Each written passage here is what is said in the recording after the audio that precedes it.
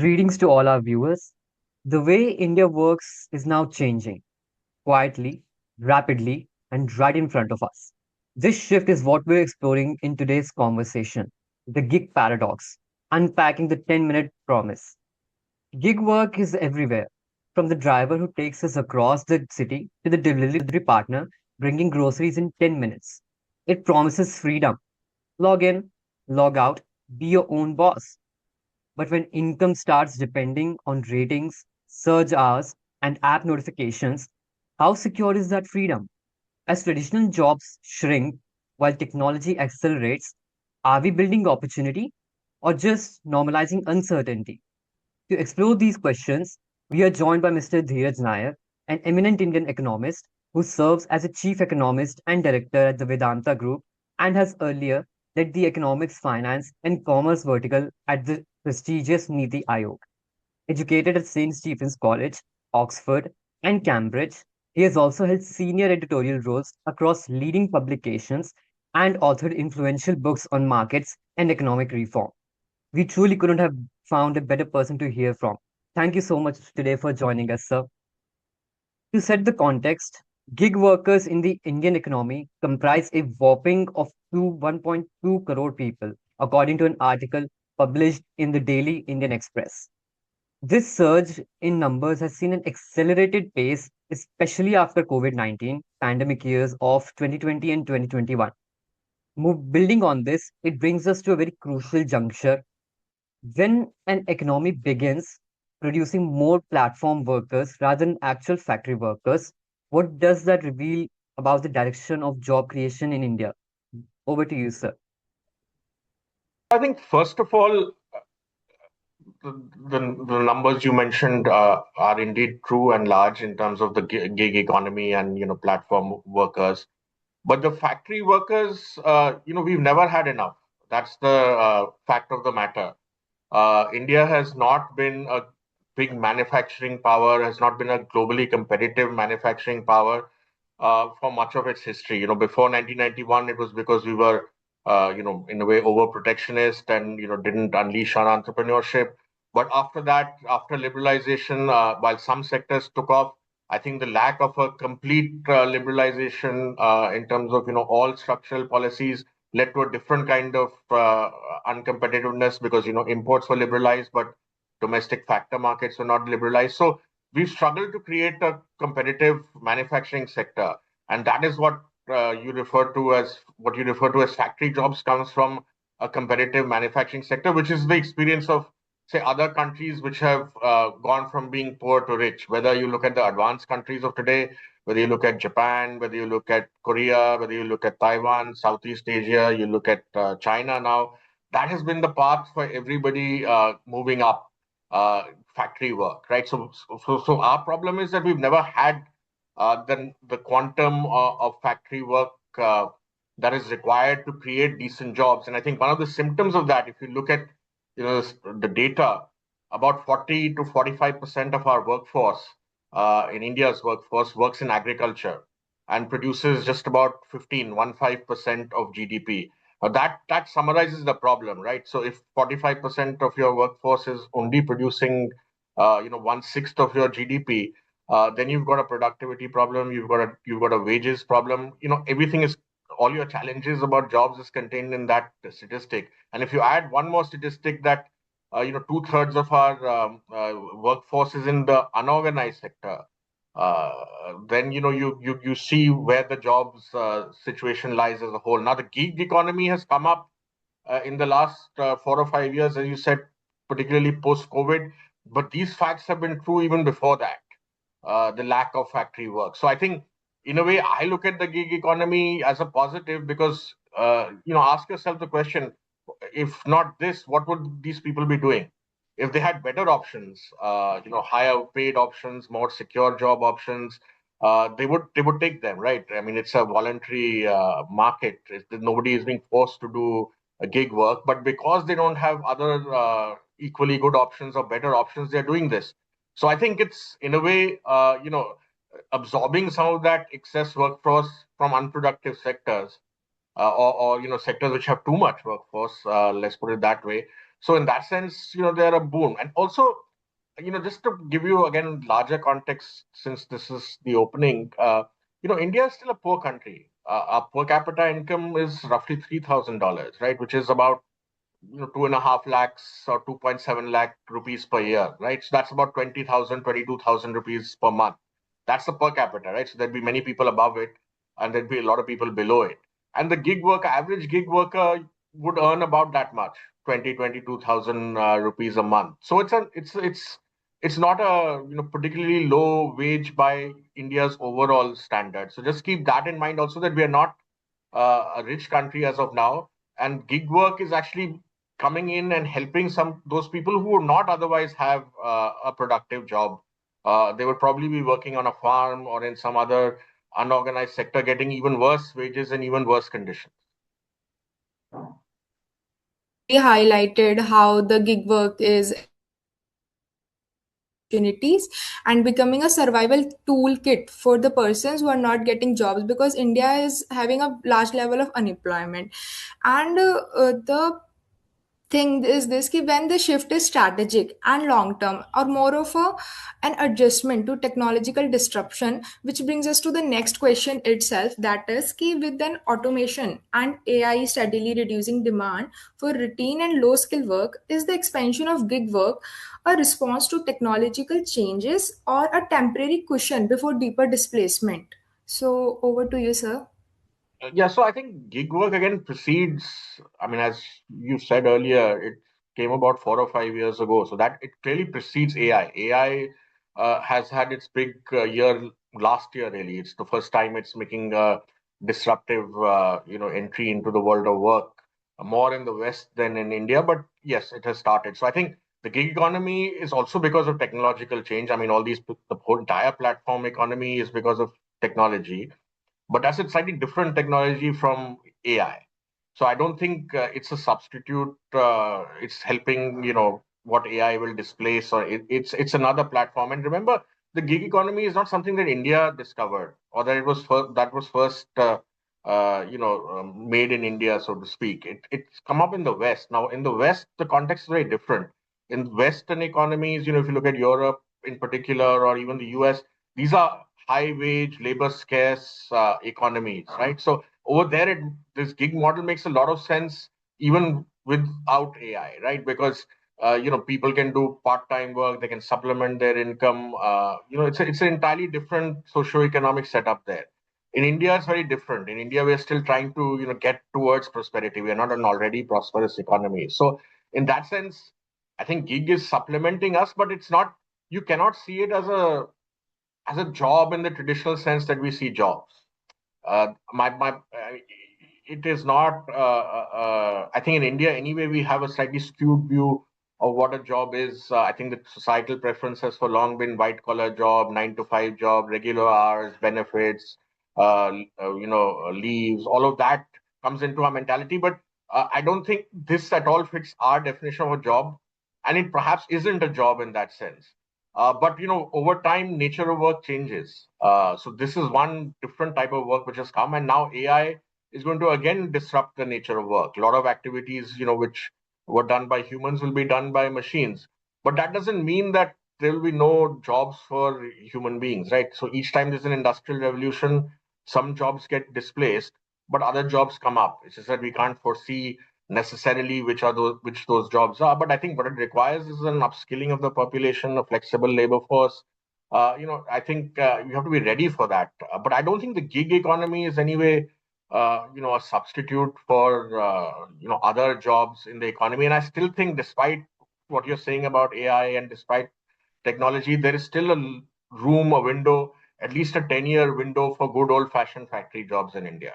I don't think textiles or footwear or toys is immediately going to be automated. I think it's the higher end of the industry which is getting automated. So we still have that opportunity, if we are willing to seize it, to create those jobs, because ultimately you need one generation to change, the level of your per capita income. That's what East Asia has shown us. So, we can move from $3,000 to six, seven, $8,000 within 10 years and to over $10,000 in 15 or 20 years, and that will change this entire discussion. So I think our priority should be right now to create as many jobs in whatever way possible, and factory jobs I still think are an important option for us. Thank you for your insights, sir. As you mentioned, the increasing role of gig economy is also now challenging the traditional job norms we conventionally define in India today, which I think brings us to ask that gig platforms often promise us autonomy, choose your own hours, and be your own boss, sir. But when income depends on algorithms, ratings, and search pricing, how free is that freedom actually in practice, sir? So I think some of you are students of economics. Ultimately, what is what determines a wage, right? It's ultimately what is wage. Wage is a price of labor, and what determines prices, demand and supply, right? There's no getting away from that truth. So the only way in the long term to raise wages is to increase the demand for them, increase demand for labor and particular types of labor. So I think any other, you can call it fair or unfair, but that is the reality. And any intervention. So if you want the government to intervene to raise the floor of the wage, or to force benefits or something, they all distort the labor market. What happens in the end is that people simply want higher labor, and that is actually the sad story of India's experience over the last 70, 80 years. That our fundamental competitive advantage of any country with such a large population is its labor. If you look at what we have developed over the years, where we are strong is either in capital intensive industries like auto or pharma, or knowledge intensive sectors like services, where again you need a certain level of skill and certain level of education. We haven't created the mass kind of jobs at the lower end of the skill spectrum, right? And that is because our labor laws, we've always tried to protect labor, but what we've instead done is protected them from employment, ironically, because if you artificially, create conditions in which companies cannot hire and fire, they have to give a certain minimum wage, they have to give benefits, then they automatically look for other options, or they won't do manufacturing. A lot of our entrepreneurs, for example, don't do labor intensive manufacturing. They do other kinds of manufacturing because that is more viable. So if you eliminate your source of competitiveness, or create artificial interventions which make labor expensive or undesirable to hire, because it doesn't have that required flexibility, then you have a situation where you'll have a small labor class, which is what ultimately has happened in India. Whereas, while a large majority are either working in agriculture with very low wages, or are working in the gig economy with uncertain, wages or uncertain livelihoods, and the other things that you mentioned. But this is fundamentally because we have failed to have the kind of labor law regime, or the labor environment for labor, where people hire people to work in factories.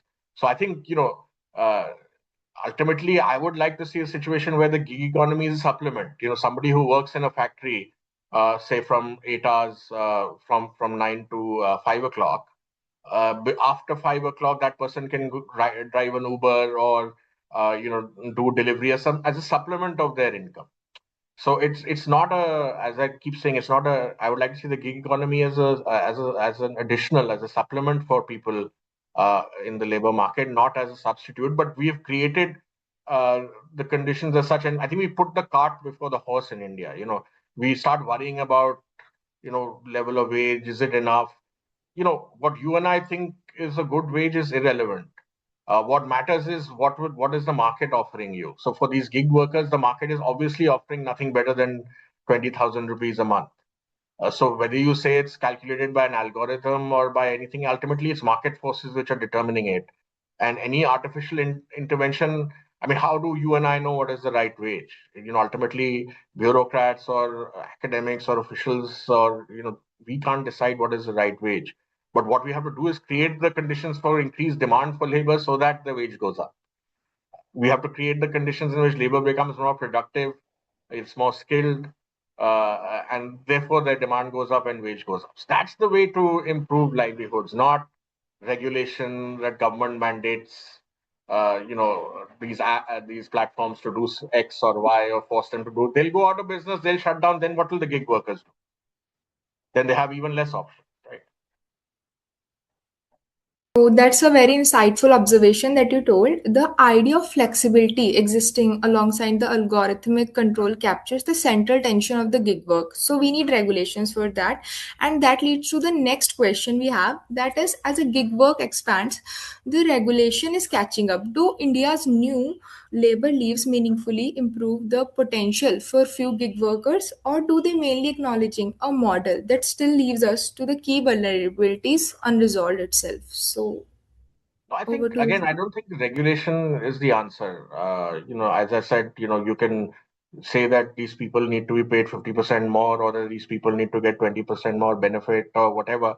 That will just dissuade, people from hiring labor. These, as I said, these models are innovative. They are providing an income stream for people who would otherwise have no, and I'm repeating this, who would otherwise have no a productive income stream, or a lower productive income stream. So I don't think that's the case. But I think where regulation has to play a role is in basic things, not in terms of interfering in the market, but to the extent that health and safety are involved of people, yes. So, if there are certain unsafe practices being followed, or certain practices which are obviously harmful to the, people working in the economy, in the gig economy, then yes, regulation needs to come in. But I think in India, we tend to, once regulation comes in, we tend to over-regulate. So I think one of the most successful economic success stories of India, you would all know, is IT. And one of the reasons that IT came up as it did and as strongly as it did was it was unregulated. I mean, in the 70s and 80s, all of you are too young, but in the 70s and 80s, India regulated the hardware industry a lot, the computer and electronics hardware industry. But software was something that they didn't have their attention on. So, software grew, and hardware, because of over-regulation, got stifled. So we never had a strong manufacturing industry on the electronic side, but we developed a strong software industry, which became our biggest contributor to export. So I think, once regulation starts coming in, the problem with regulation is it stifles innovation, it stifles entrepreneurship. And as I said, you have to be very careful, because ultimately, who's doing the regulation? It's ultimately human beings, it's government officials. And as I said, whether it's them or whether it's you and I, do we understand better than market forces what is the right wage, what is the right level of people to hire, and so on? I think, as I said, to the extent that regulation has to catch up, it's only on health and safety metrics, and here also I think we need to be a little bit careful. But I think certainly there's a role for regulation there. But otherwise, in terms of trying to dictate, level of wages, level of benefits, and so on, it's counterproductive, because you may do it, and again, platforms have to be competitive. Ultimately, they are also running businesses, and nobody's going to fund their losses. So if they stop making money, then they will either shrink, they will employ less people. So there are consequences. You may raise the wages of a few people, but a lot of other people will be out of the market. So I think, regulation needs to balance the two, and it's not so easy because ultimately is this you're using discretion. So therefore, I think, in my view, more limited regulation on the things which are absolutely necessary for life and safety. Stick to that. As Sir beautifully explained how the free market mechanism, which, as Adam Smith himself stated, the invisible hand drives the economy forward, uh, and how the gig economy thrives on this free market mechanism, does not actually need over-regulation, and which Sir poignantly remarked how over-regulation lead to India's hardware industry being shrunken while software industry thrived on much less regulations. So moving forward on that, sir, if this gig economy, this gig work is here to stay in India, what concrete steps should policymakers now prioritize to ensure that it strengthens the labor market rather than becoming a long-term substitute for stable employment. So, Yeah, so that this is really the key of and the heart of this debate. I think the gig economy is what it is. It is a different nature of work to what we're used to, and as we've discussed earlier, the nature of work will continue to change.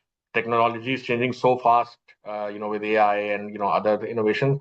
The nature of work will keep changing. So I think what we need to do, as I said, one, even in this changing world, there is room for old-fashioned work. In terms of what we started off with, factory work, which is how other countries have managed to absorb, the excess labor from, say, agriculture, which is what we need to do as well. There are too many people working in agriculture right now, producing too little GDP. We need many of them out of agriculture and into factories. If we liberalize our land laws, our labor laws, if we rationalize the cost of power, there is a huge opportunity now that in the very recent days we've signed a free trade deal with the European Union. We've come to a trade deal with the US. So a lot of the big markets of the world are open to us. People are looking at for an alternative to China as a manufacturing powerhouse. We have that opportunity. So if we fix our policy regime, make it more flexible, make it more give incentives to hire labor instead of making a system where people shy away from hiring labor. So I think good old factory work is there. But at the same time, we all know that the only thing constant is change. So we have to be ready for disruption in the way we work. I think what the qualities again which are going to be required in this AI world, I think AI will do a lot of routine tasks very well. I think that's already being shown, basic accounting or basic legal work or, basic stuff. It's already mastered. In another 10, 20 years, we master everything. But let's not jump ahead of ourselves. But right now, I think what is still required from humans is empathy, creativity, social connect, communication skills. And I think, therefore, it's very important to look at our education system, look at our skilling system, and to make sure that we are adapting those to the world which is emerging. And we should get out of the mentality that everybody will in because those who are going to school now will come into the workforce maybe 5 or 10 years later. They may not come into a world that even you and I are seeing right now. It may be a different world. So prepare them for that, and for that the system needs to become much more flexible in terms of the skills you're teaching. I think apart from education, I think India again is a society. We are very obsessed with degrees. Like everybody prefers to do a BA and then an MA or some engineering degree. We don't really like skills much. Blue collared work is not something we've always looked positively upon. But I think skills is equally important. Especially in a world where there's going to be a lot of machines going to be used. I think in the end, you also need skilled people who know how to run those machines, who know how to fix those machines, know how to install those machines. So I think skilling needs a upgrade, and not only from the government. I think society also needs to, appreciate the importance of skills and not just a BA or an MA or an BTech as we traditionally, do in India. So I think uh, we have to prepare our workforce. We have to prepare the rest of our economy, as I said, by trying to make factory work more viable in the next 10 years. And we basically are an entrepreneur. The good thing is that we are an entrepreneurial country. We've had centuries of entrepreneurship capability. We have a huge number. We have a huge market. We have a lot of things going for us in this world. We are an open, democratic, friendly country. People don't view us with suspicion. So even in this turbulent world, India is seen as some a place which is reliable. So all these things are there, but we need to get out of this mindset of the government trying to run everything, and let our entrepreneurs free a little, because when change is very rapid, I think government is a slow beast. I worked in the government. Government ponders, files move, doesn't always have the cutting edge knowledge. Whereas entrepreneurs are much more in touch with the reality because their profit and loss determines whether they survive or not, right? It's just the incentives. It's not that the entrepreneur as a person is different from you or me or from a government person. It's just the incentives he or she faces, right? So they have to react much faster. They have to be more nimble. They have to innovate. So I think if they take the lead, if we let them be in front, then whatever change that happens, they will be able to show us the path better than regulation will be able to. And as I said, keep regulation is not unimportant, but it should stick to the basics. If there's a market failure or if there's a health and safety issue or if there's something like that, then government steps in. But otherwise, liberalize, encourage factory work, encourage skills, make our education system much more creative, and inculcate soft skills as well.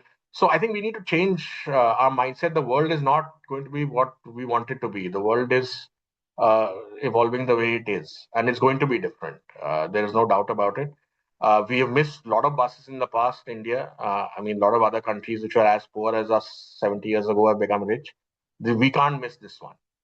This was a very important one for us. So let's get it right. I think all the potential is there. I'm very positive about India.